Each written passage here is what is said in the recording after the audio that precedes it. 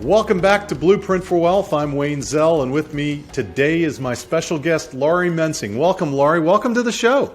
Thank you, Wayne. It's a pleasure to be here. My goodness gracious, you've come a long way with podcasts now. It's fantastic. Used to be radio, now it's podcast, now it's video casts. Whatever we can do to get our message out to the community is what we try to do. Laurie is a number one agent for Long & Foster in McLean, and she's a number one agent for Long & Foster in the Northern Virginia region, ranked in the top 250 nationwide according to Real Trends for individual volume. So she's got a really, really successful real estate practice, and we're going to talk to her today about some of her secrets for her success. I think she's gotten there. She's going to tell us how she got there, but she likes working with her clients, and she's honest and sincere in the way she deals with her clients. She's also worked in the relocation services industry, both professionally and personally, which gives her sort of an edge on a lot of real estate agents who have not done that. And her specialties are luxury home sales in Northern Virginia. She's a local school specialist for McLean and Great Falls, which is really important for the people that live in that area. I can tell you that as a resident of Great Falls for 19 years and Reston now. And she is a listing agent in Northern Virginia, selling agent, and a relocation specialist, among other things. So, Laurie, tell us how you got into the real estate agency business. How did it all start? Well, it really started through my husband's career. We moved 12 times in 18 years. Wow. With and without pregnancies and everything else in between. And we lived internationally as well as domestically moving. When we came back from London, I wanted to start a destination services company and thought, well, the first arm to do that would be to get my license because everyone needs shelter first. So I went about and did that very quietly because there's just, of course, 100 million realtors out there and 3/4 of them aren't really worth their weight in whatever. Everybody's a realtor. You got it. And everyone's got a friend who's one. So very quietly went and got my license and then decided to hang my licensure with Long & Foster and never really looked back. I've just been able to provide those destination services that are needed, whether it's someone moving around the country, around the world, or around the block. And really at all price points. It's been a magnificent ride and a lot of fun. And people tell me I guess I'm pretty good at it, but most importantly, it's been very rewarding. How has it been in the last 2 or 3 years, maybe 5 years in the Northern Virginia market? What have you seen? What are you seeing this year, and what do you project for 2022? Well, I think the past 5 years have been transformative in many ways. I think it blows my mind, as well as a lot of people in the industry, to think that there's so many transactions happening in spite of this negative energy that's upon everyone with the COVID pandemic right now. But I think it speaks to essential services that people still need to buy and sell homes.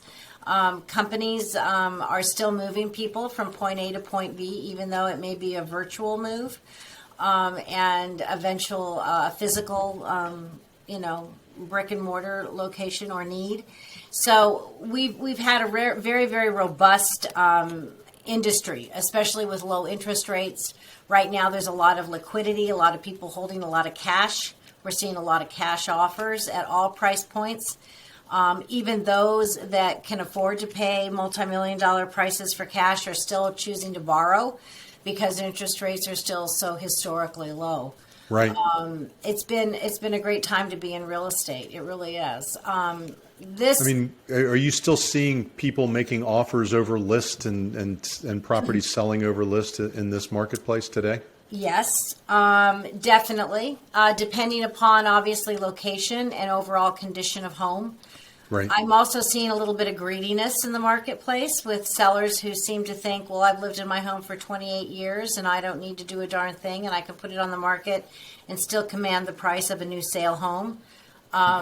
Buyers are smarter than that, and it's a very savvy, intellectually wise buyer and seller in this area. I think Okay. 2022, to answer your question real quick, Yeah. 2022, I think we're going to still see low inventory. We're getting more and more calls for listing appointments now. So that's a good thing. We've got That's a good inventory. sign. Yes. We're short of supply, right? And there's They're going off Zell as fast, or they're going off Wayne as fast as they're coming on. They're going off as fast as they're coming on. So, for example, I'm showing property this afternoon to somebody on a simple townhome in Vienna that just hit the market. They already have one offer above list price, no contingencies, and she has 12 showings today. Oh my gosh. And that will be off market by 6 o'clock tonight. So That is amazing. That is amazing. busy time. It's a busy time. And you think that there's a good prospect of it continuing because of the shortage in supply, and interest rates still are historically lower than ever. I mean, even though they're inching Absolutely. upward. Absolutely. They're still below 4%.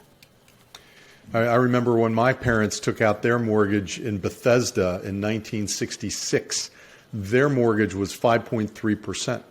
Yeah. So you put it all in perspective. It's a historically, great time to buy. It has influenced the prices upward, though, wouldn't you think? Yeah, I mean, it's going to top out. And of course, every time you have property that sells for more and more and more, you're setting your base for your comps. But if an investor can get in or you can hold a piece of property as an investment, it's a good time to think about finding the dog in the neighborhood, so to speak, and making it your own. Sure. Not just sitting on it. Sure. So with the supply shortage, the high demand, I mean, Amazon moving into the area, Rolls-Royce here, Leidos, all the big government contractors, Northrop, Grumman. I mean, there's plenty of activity. How do you differentiate your practice, your real estate practice, from your competitors? Because as you said, it's like lawyers in this area. They're a dime a dozen. How do you differentiate yourself? Well, I'm very lucky to have my business really driven by referrals. So I don't have to go out and do a ton of marketing of myself. And so for that, I'm grateful. Once you are working with good people begets good people. And you have to foster those relationships. And I think the best way to foster those relationships is by being real and transparent and yourself, and not trying to pretend to be someone that you're not. People feel that intrinsically. And people can smell a phony. And, relocation services. Tell me a little bit about the capabilities that you add in the relocation services world. Well, I think it's really important when you're dealing with a corporate relo to understand the process of how a corporate relocation company interacts with the client and interfaces with the lender, from a direct billing standpoint, all the way down to understanding what the benefits are to that particular client. Every company is different. Every program is different. And corporate relo is not what it used to be, 10, 15, 20 years ago. How has it changed? Well, I can only speak in generalities because, to be quite honest with you, Wayne, I'm not supposed to know. Truthfully, I am given a client, and a client and I are supposed to find a house, and I'm not supposed to know that they, have a buyout on their sale. But this happens holistically.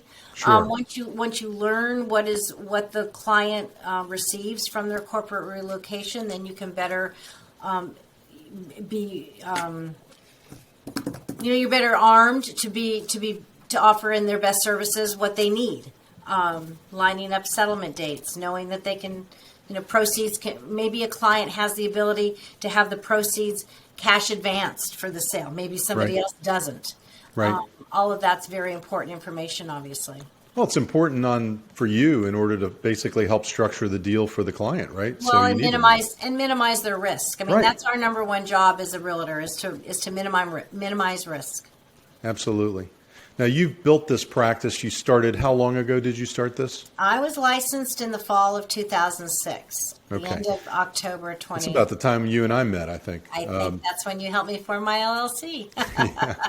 So it's been a good ride. You're 15, 16 years into it. What challenges have you faced over the last 15 years? Hurdles, obstacles that you've had to overcome? Hurdles, obstacles, things I've learned maybe. Yeah. I think I learned very early on, year 4 or 5, that I needed an assistant.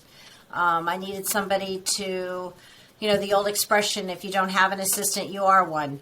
And I've been very, very blessed over the years to hire some really wonderful people. And right now I have someone with me who's been almost 8 years, and we are a true consummate arm of one another, and I'm very blessed for that. So I think that's the one thing I learned right off the bat is that ask for assistance, seek help where you are not in your own wheelhouse of knowing something. I can do what she can do, but a heck of a lot slower, and with a lot more questions. Right. And it's not the highest and best use of your time. No, So probably not. relying on people to help you, that's an important thing. I think that's important. Yeah, you can't.